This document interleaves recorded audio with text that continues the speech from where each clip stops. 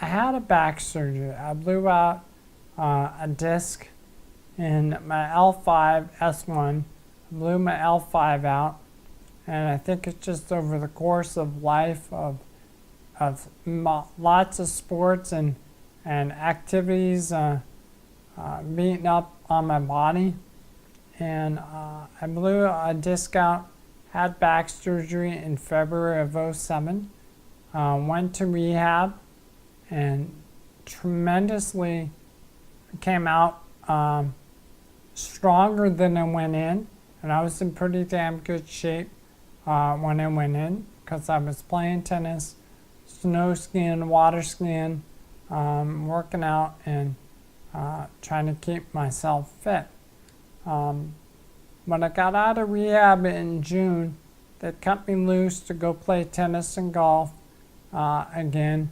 And I noticed when I started back to my sports, I had a little hiccup in my right foot, which was similar to the foot drop I had in my left foot, which said I had a back problem.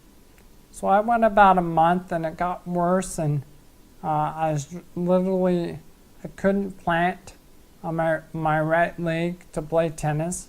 It would crumble out from under me. Playing golf, I would have to, it felt like I had a ball and chain around it, and I was dragging it around. So I called the doc back up, and they got me back in and MRI'd me from head to toe. They really couldn't find, I had no pain associated with this weakness. They thought they saw something on the L4 of the right side, and they did another back surgery in August of '07 and cut me open and thought, okay, something was pinching something off.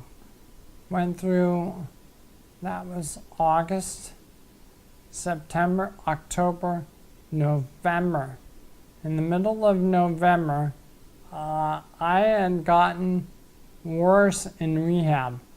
What I could do in September, walking, stretching, I was starting to stumble and fall.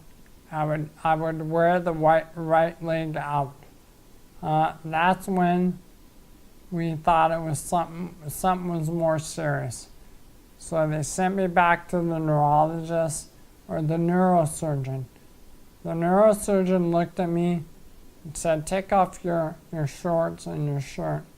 And in 30 seconds, he said, Steve, I hate to tell you this, I think you have ALS.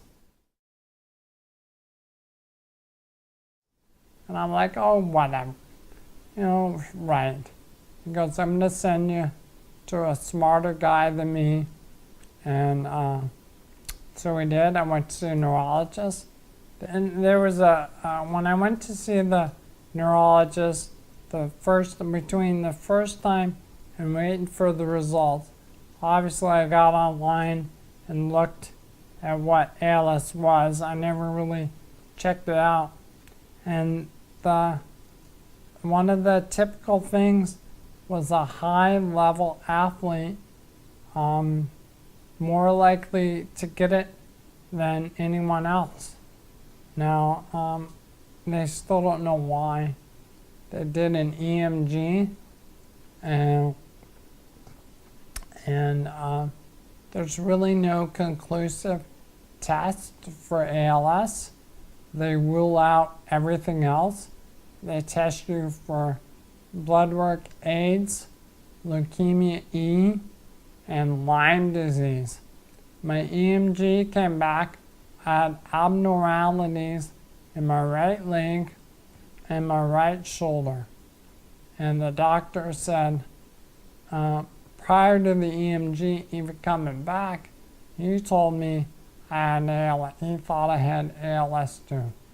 So they got me in at 1 o'clock, December 31st, 2007, and that's when I got the official news. I had ALS. Oh shit. I had a friend of mine in the Charles die of Lou Gehrig's disease. I had an uncle, non-blood related, die of ALS. I knew what ALS was. ALS is pretty much a death sentence. I was pretty emotionally shook up. Immediately, I started traveling more with kids and spending more time out doing the things I wanted to do. I actually had a daredevil, little bit of a daredevil in me of I was taking a little more risks than normal. I broke my back in '09 snowmobiling in Park City, and that's when the doctor said, okay dude, we know you're hell on wheels, but if you hurt yourself with this disease, you're going to be sorry because it's going to take you down. So I had to slow down. 2008, I skied 28 days in Utah with my son, with Joseph and Jake. We fly fished as much as we could with all my buddies. We went to Coronado, hung out. We did as many things as I could while I still was walking and able to get around. It's not over today. I'm still rolling, man. So I just picked up the ball and started doing more things. They're a good day. Right now, in the past hour and a half, it started out this morning as a shaky day, and then it got little weird. Now we're into what I feel really good right now. I had a good cry earlier. It's good to get some emotional stuff out. Now we're discussing, the illness. I'm not sick. I just have ALS. I don't consider myself a sick person, mentally, but not physically. That's a joke. Gatos didn't laugh. God. Now we're discussing ALS, and I'm very comfortable doing that. The good days I've gotten further apart. I require more rest. The bad days, I knew you were going to ask that next. The bad days are I'm extremely exhausted. Not necessarily so much the bad days are painful, but I'm wiped out. If I've done too much, I pay for it. It used to recover. Honey, how long? It used to take it a day to recover. A day, couple hours. And now a long weekend will take me probably Monday, Tuesday, Wednesday to recover.